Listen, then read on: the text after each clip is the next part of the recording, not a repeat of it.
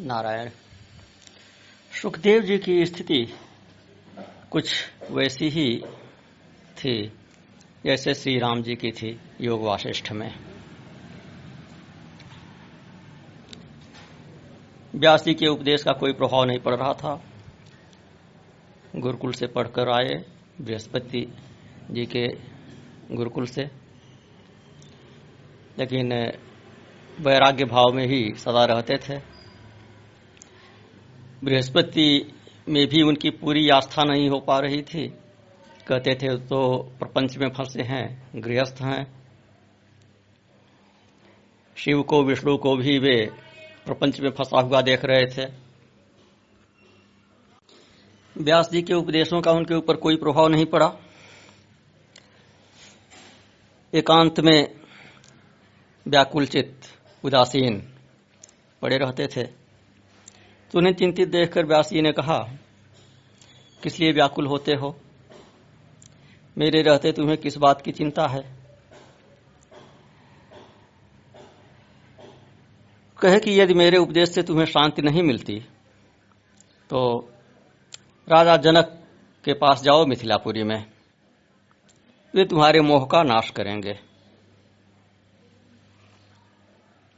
उनके पास जाकर तुम अपना संदेह दूर करो और वर्णाश्रम धर्म के रहस्य को उनसे यथार्थ रूप में पूछो और जानो। सुखदेव ने कहा कि व्यास जी, ये जनक जी जीवन मुक्त तथा विदेह रहते हुए राज्य कैसे कर सकते हैं? यह बात तो वैसे ही असंभव लगती है जैसे किसी वंध्या को पुत्र हो। राज्य करते हुए विदेह कैसे हैं, इसमें मुझे अद्भुत संदेह है। आपका आदेश है तो मैं जाऊंगा, विदेह राज जनक को देखूंगा, जिनकी आप इतनी प्रशंसा कर रहे हैं कि वे परम वैराग्यवान हैं और दूसरी तरफ राजा भी हैं। उनके विदेह होने के विषय में मुझे बड़ा संदेह है।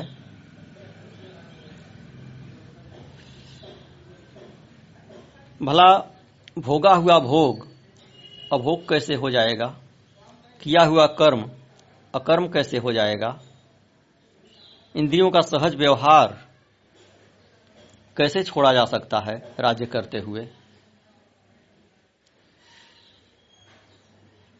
यह जिह्वा कड़वा, क्षारीय, तीक्ष्ण, कषाय, मधुर इत्यादि स्वादों को जानती है। वे अच्छे अच्छे स्वादों का रसास्वादन करते ही होंगे। सर्दी, गर्मी, सुख दुख का परिज्ञान उन्हें होता ही होगा। तो भला मुक्तता कैसे? शत्रु और मित्र को पहचान कर उनके साथ वैर अथवा प्रीत का व्यवहार करना ही पड़ता होगा राज सिंहासन पर बैठे रहकर। समता का व्यवहार वे कैसे कर सकते हैं? साधु और चोर को राजा होते हुए वे समान कैसे समझ सकते हैं? और यदि साधु और दुष्ट में उनकी समबुद्धि नहीं तो वे जीवन मुक्त कैसे? यह सब शंका करते हुए सुखदेव जी व्यास जी से आज्ञा लेकर राजा जनक के यहां गए। पैदल ही गए। व्यास जी का आश्रम सुमेर पर्वत पर था और वहां से मिथिलापुरी में आना था। तो 2 वर्ष में मेरु पर्वत को पार किए और 1 वर्ष में हिमालय को पार किए। इस प्रकार 3 वर्ष में सुखदेव जी व्यास जी के आश्रम से मिथिलापुरी में पहुंचे पैदल चलकर ज्ञान प्राप्ति के लिए। जब वे मिथिला में प्रविष्ट हुए तो देखे जैसा सुखी, समृद्ध, शांत राज्य में जैसे प्रजा रहती है उस प्रकार से वहां सब कुछ दिखाई दिया। ऐश्वर्य संपन्न मिथिला नगरी देखे। नगर के द्वार पर आए, द्वारपाल ने उन्हें रोका और पूछा, कौन हो, कहां से आए हो, कहां जाना है, क्या कार्य है? सुखदेव जी मौन रहे, कुछ नहीं बोले। द्वारपाल ने पूछा, आप गूंगे तो नहीं? किस लिए यहां आए हैं? इस नगर में तो राजा की आज्ञा पाकर ही कोई प्रवेश कर सकता है। अज्ञात कुलशील वाले व्यक्ति को तो यहां प्रवेश नहीं मिलता है। देखने में तो आप तेजस्वी वेदवेत्ता प्रतीत हो रहे हैं, इसलिए आप अपना परिचय दीजिए, कुलशील का परिचय दीजिए, प्रयोजन बताइए, फिर नगर में प्रवेश कीजिए। तब सुखदेव जी बोले कि मैं जिस कार्य के लिए यहां आया था वह तुम्हारे कथन मात्र से पूरा हो गया। मैं विदेह नगर देखने आया था, परंतु यहां तो प्रवेश ही दुर्लभ है। मैं तो अज्ञानी ही था, भूल कर बैठा, जो 2 पर्वतों को लांघ कर महाराज से मिलने की इच्छा से घूमते हुए यहां चला आया। कहे मैं तो अपने पिता के द्वारा ही ठगा गया हूं, अन्य किसी का क्या दोष, उन्होंने ही मुझे जनक के पास भेजा। मेरा दुर्भाग्य ही है। इस संसार में तो लोगों का भ्रमण करने का उद्देश्य धनोपार्जन ही है, लेकिन मुझे उसकी कोई इच्छा नहीं है। तुम जैसा समझ रहे हो, मैं यहां धन इत्यादि किसी कामना से नहीं आया हूं। जनकराज से, विदेहराज जनक से सत्संग करने आया था, लेकिन लगता है कि मेरा भ्रम था, मैं भ्रमवश यहां आ गया हूं, मेरे योग्य जगह नहीं है।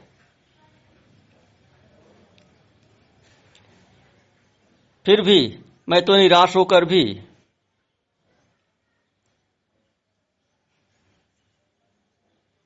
चाहूंगा कि यहां तक आ गया तो जनक जी से मेरी भेंट हो जाए। कहां सुमेर पर्वत, कहां या मिथिलापुरी, पैदल चलकर मैं आ रहा हूं। इस परिश्रम का क्या फल मिला? प्रारब्ध ने ही मुझे ठग लिया। प्रारब्ध अवश्य भोगना पड़ता है, शुभ हो चाहे अशुभ हो। उद्योग भी सदा देव के अधीन रहता है। यहां न कोई तीर्थ है, न ज्ञान प्राप्ति होनी है, जिसके लिए मेरा इतना परिश्रम हुआ।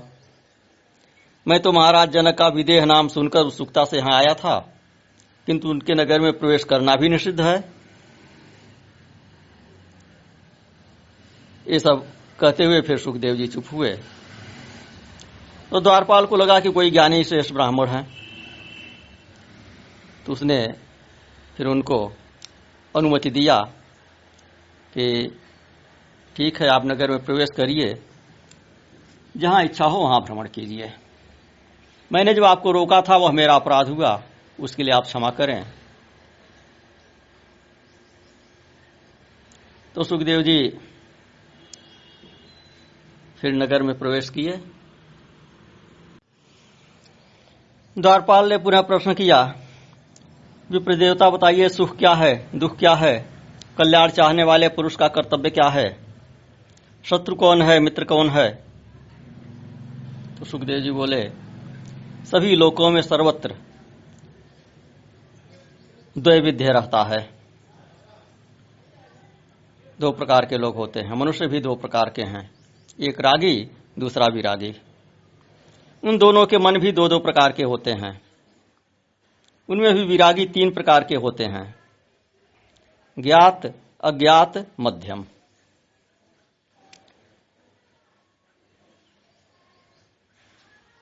एक ज्ञात जो सर्वविदित रहते हैं, और एक जो अपने को छिपा कर रखते हैं, और एक मध्यम होते हैं जो अपने को छिपाने का प्रयास करते हैं और न प्रचार प्रसार के फेर में पड़ते हैं। तो रागी भी 2 प्रकार के कहे गए हैं, मूर्ख और चतुर। और चातुर्य भी 2 प्रकार का है, एक होता है शास्त्र जनित चातुर्य और एक होता है बुद्धि जनित चातुर्य। तो इसी प्रकार बुद्धि भी युक्त और अयुक्त भेद से दो प्रकार की होती है, एक युक्त संगत और एक अयुक्त संगत। द्वारपाल ने पूछा, मैं ठीक से समझ नहीं पाया, विस्तार से समझाइए। तो सुखदेव जी बोले, जिसको राग है वह निश्चय ही रागी कहलाता है। रागी को अनेक प्रकार के सुख दुख आते रहते हैं। धन, पुत्र, स्त्री, मान, प्रतिष्ठा, विजय इत्यादि प्राप्त करके वह सुखी होता है और इनके न मिलने पर या इनके बिछुड़ जाने पर दुखी होता है।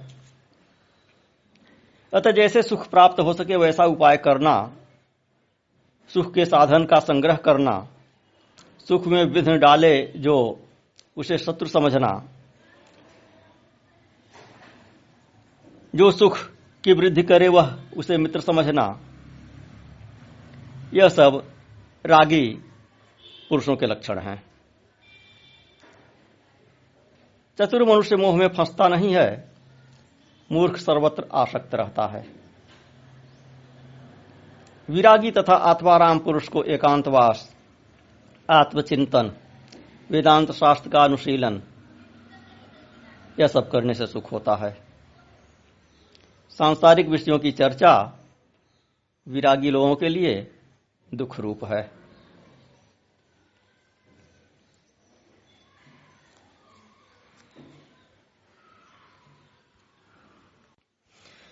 तदुपरांत द्वारपालों ने उनको नगर में प्रवेश कराया। भांति भांति के स्थलों को, भांति भांति के लोगों को, रागी विरागी लोगों को देखते हुए वे आगे बढ़े। नृत्य गान में कुशल, काम शास्त्र में निपुण गणिकाओं को सुखदेव जी की सेवा में नियुक्त किए। समय अनुसार अंतःपुर में प्रवेश कराए, अंतःपुर की स्त्रियों को दिखाए। भांति भांति के सांसारिक सुख भोग के साधन, राग उत्पन्न करने वाले साधन सब उपलब्ध कराए। सब प्रकार से परीक्षा लेने के उपरांत, उनको विरक्त देखने के उपरांत तब द्वारपालों ने जनक जी से बताया कि कोई महात्मा आए हैं जो आपसे सत्संग करना चाहते हैं। तब जनक जी अपने पुरोहित के साथ आए, सुखदेव जी से सुखदेव जी का दर्शन किए और पूछे किस प्रयोजन से आपका आगमन हुआ है। सुखदेव जी ने कहा कि मेरे पिता व्यास जी ने मुझसे कहा कि विवाह कर लो, क्योंकि सब आश्रमों में गृहस्थ आश्रम ही श्रेष्ठ है। तो गुरु रूप पिता की आज्ञा को बंधन मानकर मैंने इसे स्वीकार नहीं किया। उन्होंने समझाया कि गृहस्थ आश्रम बंधन नहीं है, फिर भी मैंने उसे स्वीकार नहीं किया। तो इस प्रकार मुझे संशय युक्त चित्त वाला समझकर मेरे पिता मुनि श्रेष्ठ व्यास जी ने आपके पास भेजा है। उन्होंने कहा, महाराज जनक रहते हैं, वे याज्ञिक हैं, जीवन मुक्त राजा हैं, संसार में विदेह नाम से विख्यात हैं, निष्कंटक राज्य कर रहे हैं।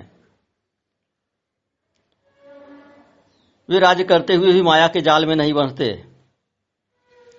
और तुम वनवासी होते हुए भी भयभीत हो रहे हो।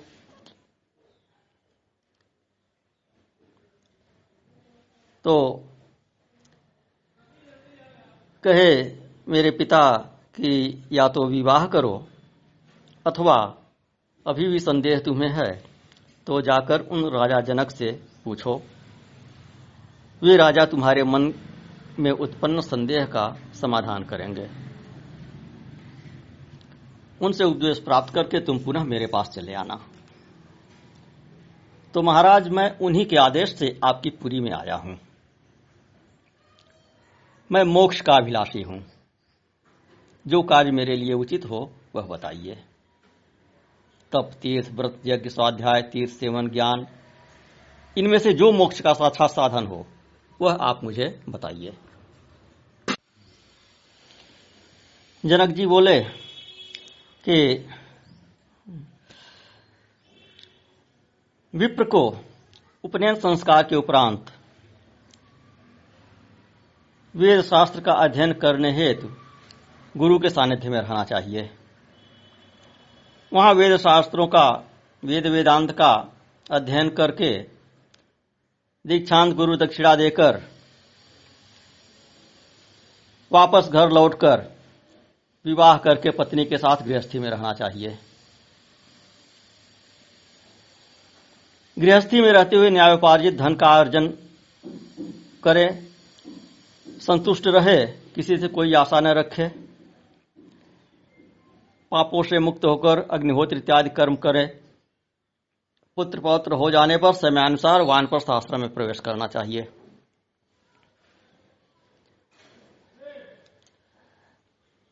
वहां तपस्या करने के उपरांत स्त्री की रक्षा का भार पुत्र को सौंप देने के पश्चात अग्नियों का अपने में न्यायपूर्वक आधान कर लेना चाहिए। सांसारिक विषयों से शांति मिल जाने के उपरांत हृदय में विशुद्ध वैराग्य उत्पन्न होने पर चौथे आश्रम अर्थात संन्यास आश्रम का आश्रय लेना चाहिए। विरक्त को ही संन्यास लेने का अधिकार है, अन्य किसी को नहीं। यह वेद वाक्य सर्वथा सत्य है। वेदों में कुल 48 संस्कार कहे गए हैं। उनमें गृहस्थ के लिए 40 संस्कार बताए गए हैं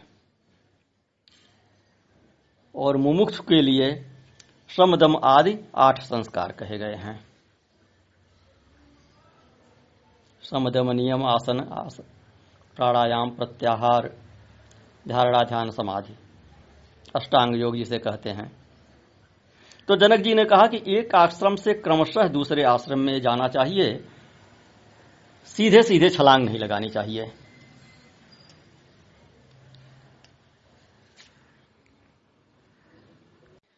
सुखदेव जी ने प्रश्न किया कि चित्त में वैराग्य और ज्ञान विज्ञान उत्पन्न हो जाए, क्या तब भी गृहस्थी में ही रहे अथवा वन में चला जाए, संन्यास ले ले? तो जनक जी बोले कि इंद्रियां बड़ी बलवान होती हैं, वे अपरिपक्व बुद्धि वाले मनुष्य के मन में नाना प्रकार के विकार उत्पन्न कर देती हैं। इसलिए क्षणिक वैराग्य के वश में होकर कभी भी संन्यास नहीं लेना चाहिए।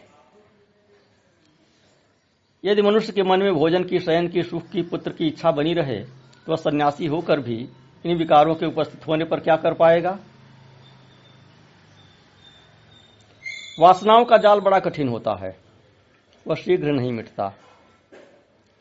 तो इसलिए उसकी शांति के लिए मनुष्य को क्रम से वासनाओं का त्याग करना चाहिए, अचानक नहीं।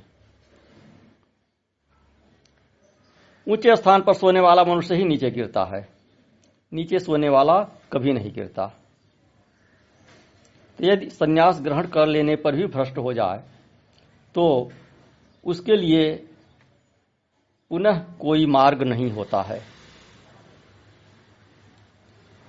इसलिए बहुत परिपक्व और स्थिर चित्त होने के उपरांत ही संन्यास लेना चाहिए। जिस प्रकार चींटी वृक्ष की जड़ से चढ़कर शाखा पर चढ़ जाती है और वहां से फिर धीरे धीरे चलकर फलों के पास पहुंचती है,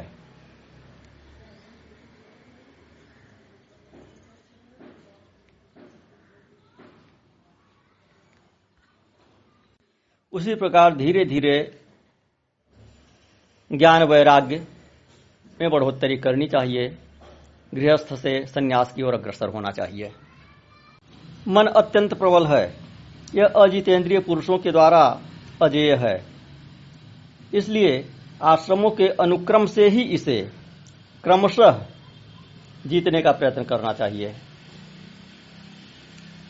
गृहस्थ आश्रम में रहते हुए भी जो शांत, बुद्धिमान और आत्मज्ञानी है, वह न तो अत्यंत प्रसन्न होता है, न खेद करता है। वह हानि लाभ में समान भाव रखता है। जो शास्त्र प्रतिपादित कर्म करता हुआ सभी प्रकार की चिंताओं से मुक्त रहता हुआ आत्मचिंतन से संतुष्ट रहता है, वह निस्संदेह मुक्त हो जाता है। कहते हैं, मुझे देखिए, मैं राजकार्य करता हुआ भी जीवन मुक्त हूं। मैं अपने इच्छानुसार सब काम करता हूं, किंतु मुझे शोक या हर्ष कुछ भी नहीं होता। जिस प्रकार मैं अनेक भोगों को भोगता हुआ तथा अनेक कार्यों को करता हुआ भी अनासक्त हूं, उसी प्रकार आप भी गृहस्थी का पालन करते हुए अनासक्त होइए क्रमशः। सभी तीर्थों में घूमते हुए वहां बार बार स्नान करके भी यदि मन निर्मल नहीं हुआ तो वह सब व्यर्थ हो जाता है। बंधन तथा मोक्ष का कारण न यह देह है, न जीवात्मा है, और न यह इंद्रियां हैं, अपितु मन ही मनुष्यों के बंधन एवं मुक्ति का कारण है। न देहो न च जीवात्मा नेन्द्रियाणि परं तप मन एव मनुष्याणां कारणं बंध मोक्षयोः। शुद्धो मुक्त सदैवात्मा न वै बध्येत कर्हिचित् बंध मोक्षौ मनः संस्थौ तस्मिन् शान्ते प्रशाम्यति। आत्मा तो सदा ही शुद्ध तथा मुक्त है, वह कभी बंधता नहीं। बंधन और मोक्ष के कारण तो केवल मन है। मन के भीतर है बंधन और मोक्ष के कारण। मन की शांति से ही शांति है। शत्रुता, मित्रता, उदासीनता के सभी भेदभाव मन में ही रहते हैं। एकात्म भाव होने पर, अद्वैत भाव होने पर यह भेद नहीं रहते। ये भेद द्वैत से ही उत्पन्न होते हैं। जीवो ब्रह्म सदैवाहं नात्र कार्या विचारणा भेद बुद्धिषु संसारे वर्तमाना प्रवर्तते। कहते हैं, मैं जीव सदा ही ब्रह्म हूं। जीवो ब्रह्मैव नापरः। ऐसा विचार करना चाहिए, इसमें संशय करने की आवश्यकता नहीं। भेद बुद्धि संसार में आसक्त रहने पर होती ही है। बंधन का मुख्य कारण अविद्या है। इस अविद्या को दूर करने वाली विद्या है। इसलिए ज्ञानी पुरुषों को चाहिए कि वे सदा विद्या का अनुशीलन करें, अविद्या का परिहार करें।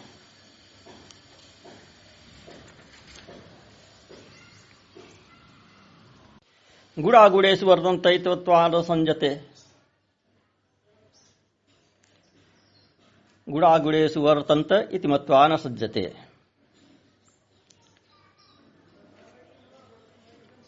यहां भी कह रहे हैं, गुणागुणेषु वर्तन्ते भूतानि च तथैव च इंद्रियाणि इंद्रियार्थेषु को दोषः तत्र चात्मनः। गुणों में गुण, पंचभूतों में पंचभूत, इंद्रियों में इंद्रियां स्वयं रमण करती हैं। इसमें आत्मा का क्या दोष है? मर्यादा सर्वरक्षार्थं कृता वेदेषु सर्वशः अन्यथा धर्मनाशः स्यात् सौगतानाम्यवानक है। कहते हैं, सबकी सुरक्षा के लिए वेदों में सब प्रकार से मर्यादा की व्यवस्था की गई है। सभी वर्णों की सुरक्षा के लिए, सभी आश्रमों की सुरक्षा के लिए। यदि ऐसा न होता तो नास्तिकों की भांति सब धर्मों का नाश हो जाता। धर्म के नष्ट हो जाने पर सब कुछ नष्ट हो जाएगा। सब वर्णों की आचार परंपरा का उल्लंघन हो जाएगा। धर्मनाशे विनष्ट स्यात् वर्णाचारो अतिवर्तितः अतो वेद प्रतिष्ठेन मार्गेण गच्छतां शुभम। इसलिए वेदोपदिष्ट मार्ग पर चलना ही कल्याणप्रद है।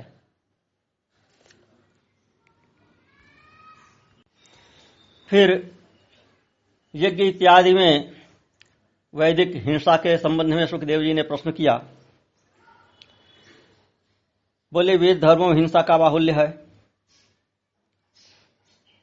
इस संबंध में मेरे मन में शंका है। तो जनक जी बोले कि यज्ञों में जो हिंसा दिखाई देती है वह वास्तव में अहिंसा ही कही गई है।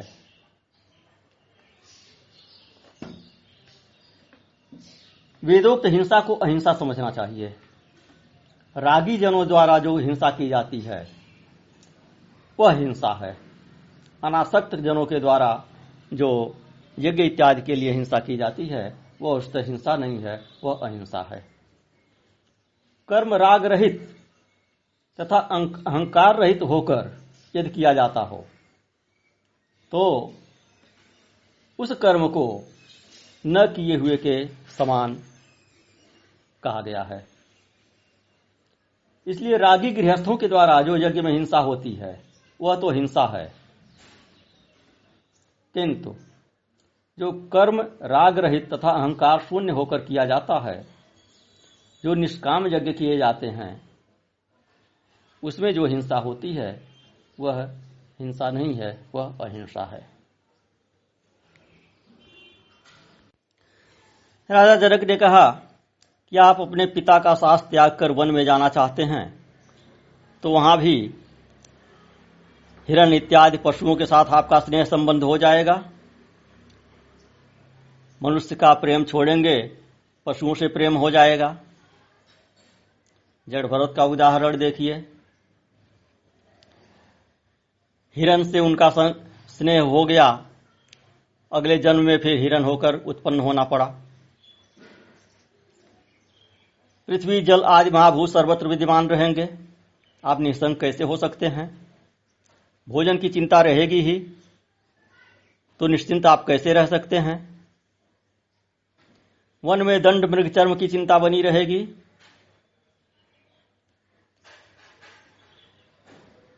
आप भ्रम में पड़कर यहां दूर देश में आए हैं।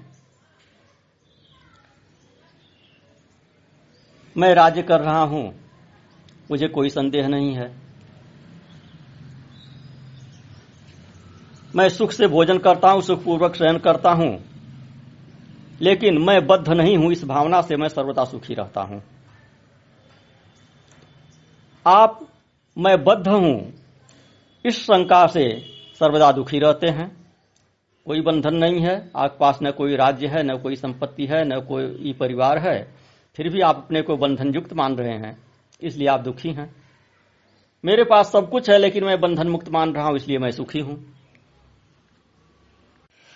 त्वं दुखी सदैवासी बद्धो हमें शंकया यदि शंकाम परित्यज्य सुखी भव समाहितः। बंधन का मुख्य कारण क्या है?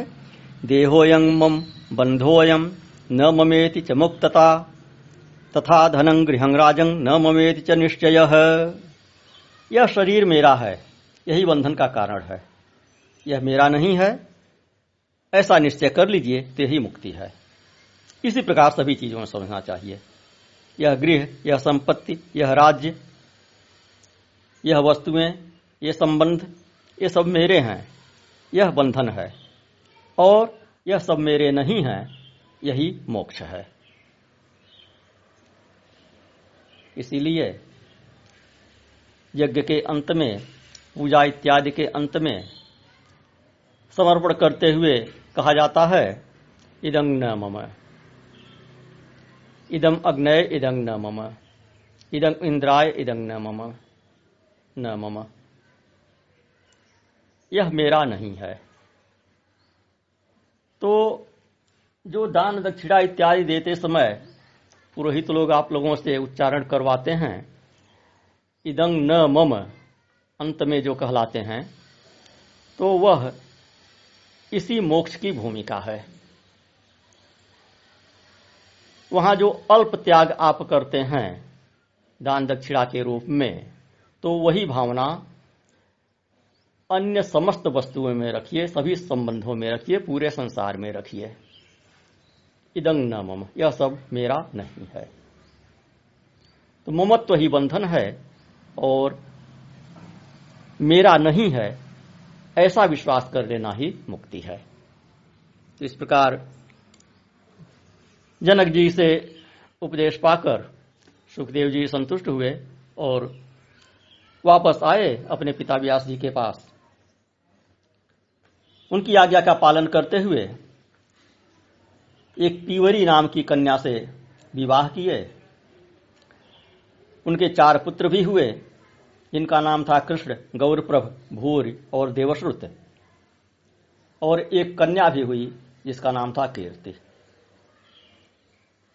तो 5 संतान उत्पन्न करने के उपरांत वैराग्य भाव तो सुखदेव जी के मन में था ही, जन्म से ही वह वैराग्य भाव उनका दृढ़ बना रहा।